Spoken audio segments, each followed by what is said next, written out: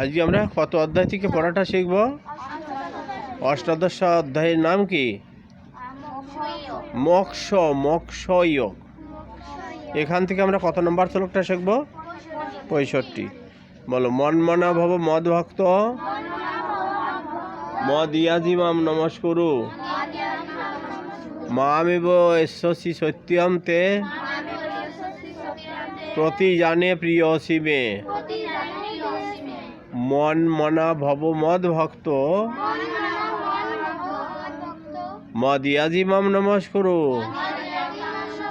মামেব এষ্যসি সত্যম তে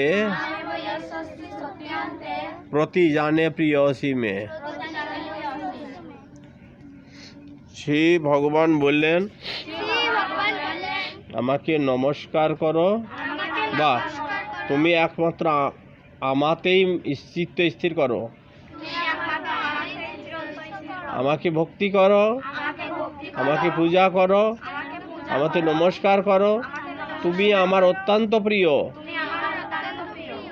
এই জন্য আমি সত্য প্রতিজ্ঞা করছি যে এইভাবে তুমি আমাকে প্রাপ্ত হবে।